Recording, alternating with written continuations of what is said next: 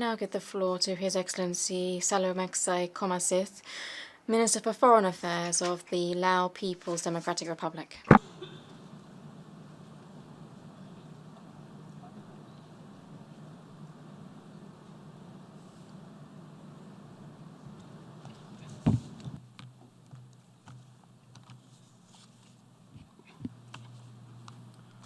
Mr. President, at the outset, I would like to congratulate you, Mr. Tijani Muhammad Bande, on your election as President of the 74th session of the United Nations General Assembly. I pledge our full support to your presidency, and I'm confident that with your extensive experience, you will be able to lead the deliberation of this UNGA session to a great success. Let me also commend your predecessor, Madame Maria Fernanda Garces, for her successful presidency of the 73rd session of UNGA. Mr. President, the international community is facing myriad challenges. Many parts of the world have been experiencing more frequent and severe impact of climate change, which has extensively affected the livelihood of the people globally. Heat wave has swept across Europe, while drought has prolonged in many parts of the world. But in others, flood has been extensive, inundated residential and productive lands. In this context, while developed countries may have been more resilient too and able to adapt to the impact of climate change, developing countries, and in particular, the least developed ones, are the most vulnerable, including, in particular, my own country. During the past 2 months, we experienced unexpected heavy rainfall as a result of tropical storm Pudo across the country, which has made nearly all provinces inundated, causing enormous damages to infrastructure, agriculture, and livelihood of the people. This has already costed millions of dollars to rehabilitate and restore the normalcy in the affected areas. Realizing the importance of combating climate change, the Laos government is focusing on the implementation of Paris Agreement. It is already mainstream its nationally determined contribution and integrating climate change and natural disaster risk reduction into the current National Socio-Economic Development Plan. In addition, our National Assembly has endorsed the law on disaster management, and it is expected to promulgate it soon. Currently, we are formulating national strategy on action plan on disaster preparedness and risk reduction. At the regional level, ASEAN also exerted common effort to address the impact of climate change and disaster risk management, among others. In this connection, we highly appreciate the United Nations support to ASEAN through the implementations of ASEAN-UN Joint Strategic Plan of Action on Disaster Management 2016-2020 and the Environmental and Climate Change Action 2016-2020. Having all these legal framework in place is not enough to combat climate change.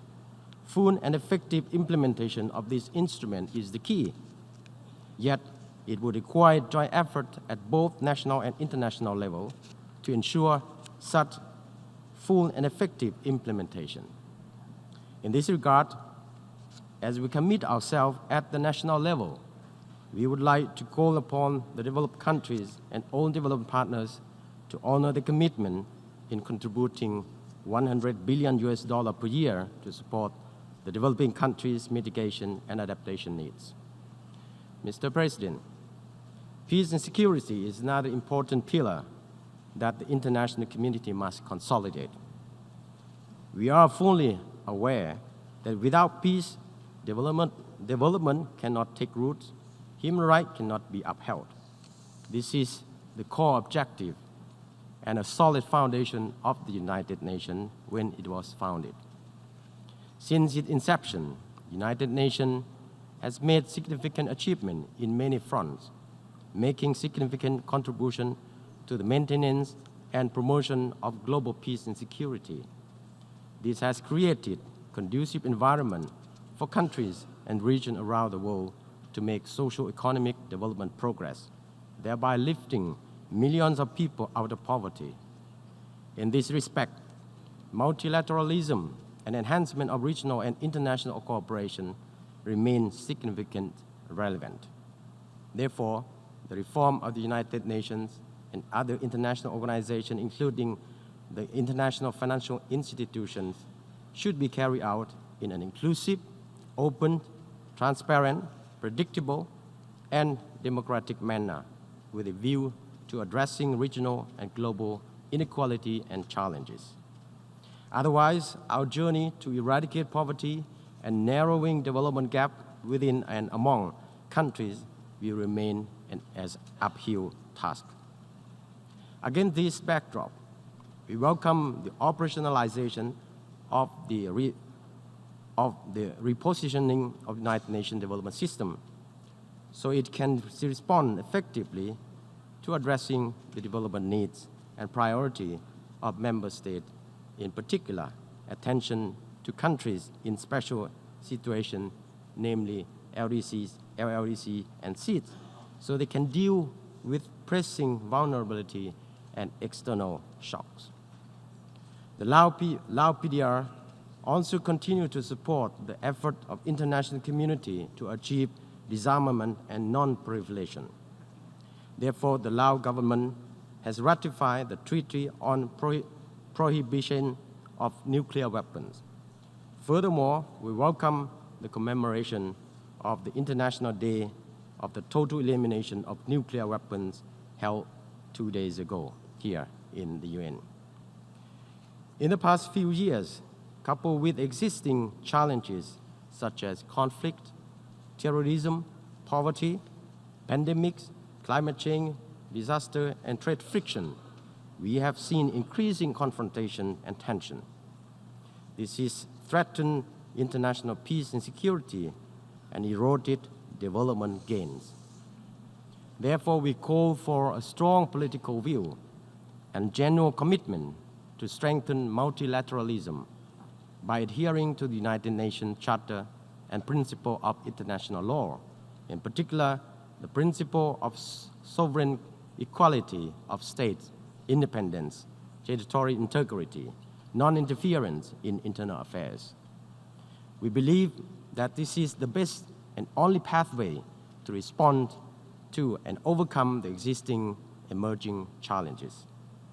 Yet, in spite of countless efforts of international community to resolve the conflicts in different regions of the world, the existing ones remain. In our region, ASEAN has enjoyed long-lasting peace, security, stability, which has served a favorable condition for national socio-economic development of all member states. We in ASEAN continue to promote regionalism and multilateralism that emphasize the importance of inclusivity, mutual benefit, and respect, which form solid foundation in all essential frameworks of cooperation within ASEAN. On the issue of Palestine, the Lao PDR reiterates its hope that the long overdue Israel-Palestinian conflict should be resolved by peaceful means in accordance with the relevant United Nations Security Council resolutions.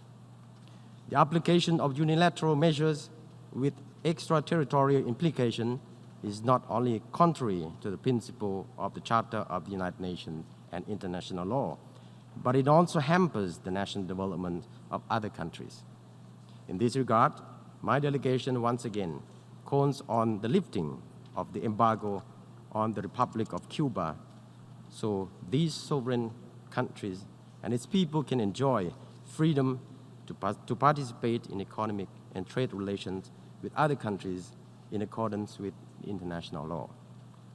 Mr. President, the Lao government attaches great importance and is highly committed to the implementation of Agenda 2030 with an objective to develop economy and narrow development gap in the country.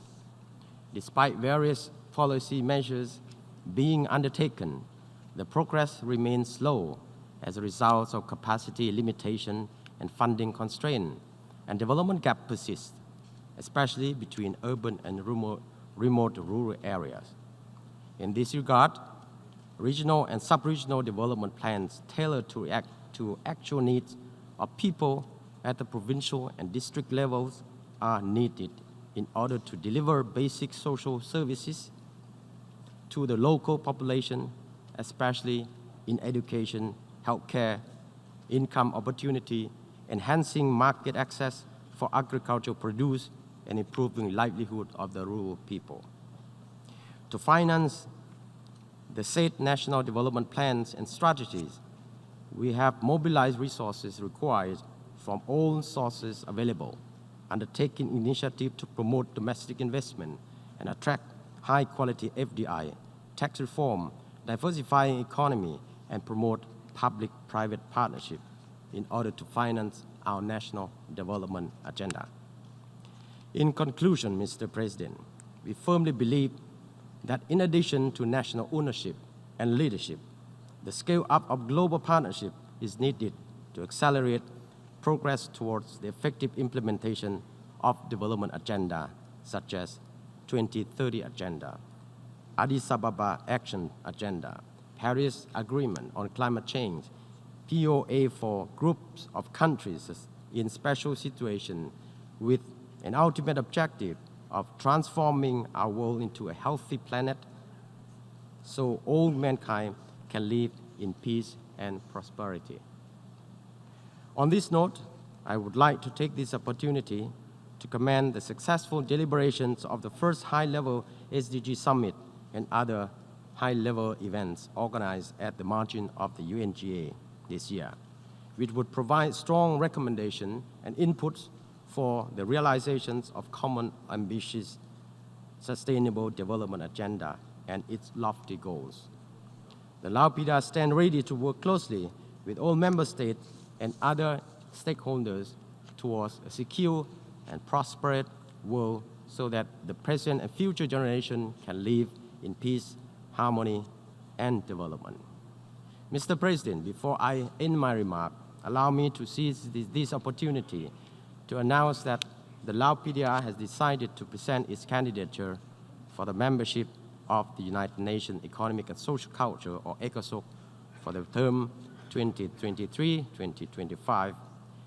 This is the first ever that the Lao PDR has, which belong to the vulnerable group of LDCs and LDCs, to seek a membership in this important UN body. The Lao government would highly appreciate the valuable support from all member states for its candidatures. I thank you, Mr. President.